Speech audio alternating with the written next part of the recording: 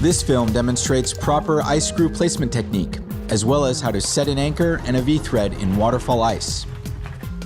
We will discuss the key technical elements, but remember that when swinging your tools into the ice, it is crucial to understand the medium on which you are climbing.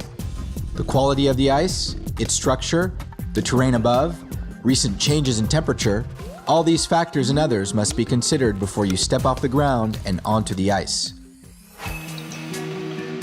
Make sure that you place an ice screw before reaching a section with difficult climbing or rotten ice. Always work to identify ahead of time where you plan to place an ice screw in order to avoid facing a potentially dangerous fall. Find a relaxed position with your weight-bearing arms straight and gripping a well-placed ice axe. Place your free axe far enough from the zone where you plan to place your ice screw to avoid inadvertently dislodging it. Place the ice screw at hip level. This position will allow you to apply optimum force. Ice screw placement can be broken down into 3 distinct steps. Step 1. Engaging the screw teeth. Make 3 to 5 half rotations without releasing the ice screw. Press firmly until you feel the teeth start to bite into the ice. Step 2. Once you feel that the screw will hold on its own in the ice, continue screwing using successive half rotations. This is a tricky step since there is still a risk that the ice screw will fall out each time you release it. Finally, step 3. Once the screw is sufficiently started, open the crank and finish screwing until the ice screw's attachment point lies flush with the ice. When you have finished, put the crank away and clip the rope.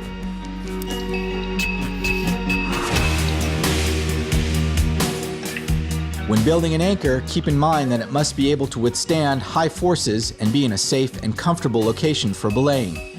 Keep an eye out for good quality ice and think to build your anchor in a spot that is protected from any potential ice or rockfall from the upcoming pitch. Place the first ice screw, clip it with a locking carabiner and connect yourself using a clove hitch. Place the second ice screw a good distance from the first, generally no less than 50 centimeters. Remember to keep a low vector angle for proper load distribution between each anchor point. Less than 60 degrees is the general rule, but the lower the angle, the better. Connect your other rope to a carabiner on the second anchor point with a clove hitch. Finish by clipping a sling into the carabiners. Adjust the length of each rope so that you are in a comfortable stance. You never know how long you will be there. To finish building your anchor, tie the master point knot so that the sling properly distributes the load. This will reduce shock loading on the anchor if one of the anchor points fails. Now you are ready to go off belay and pull up any slack. Be sure to stack the rope carefully in order to avoid tangles. Then place the rope properly through your belay device. You are now ready to belay your second. When arriving at the anchor, your second should stand on the side of the anchor where the next pitch starts. He or she should tie into the anchor with the rope and a locking carabiner at the master point.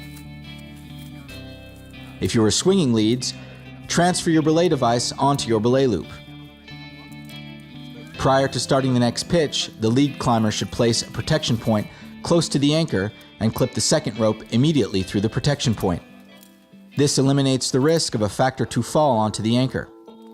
Once this first point of protection is placed, the climber can unclip the other rope from the anchor and start leading the next pitch.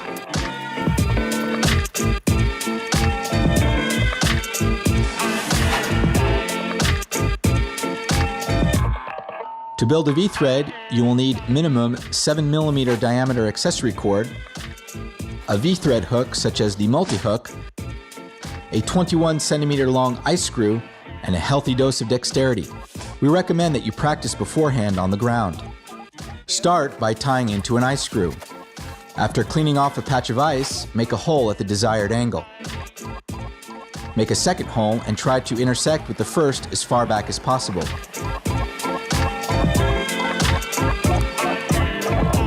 Thread your cord with the help of the multi-hook. Join the two ends by tying an overhand follow-through or a well-tightened double fisherman's knot to make a loop. Make sure to adjust the loop to the proper length. Next, thread your rope directly through the loop of accessory cord. You can place an ice screw to back up the V-thread for the first person who descends. For example, use the ice screw that you are tethered to. Make sure that the sling remains relatively taut to minimize shock loading should the V-thread break. It is best to connect the sling directly to the rope in case the accessory cord breaks. Set up your system for rappelling. To help remember which rope to pull, clip a carabiner to it. You are now ready to descend.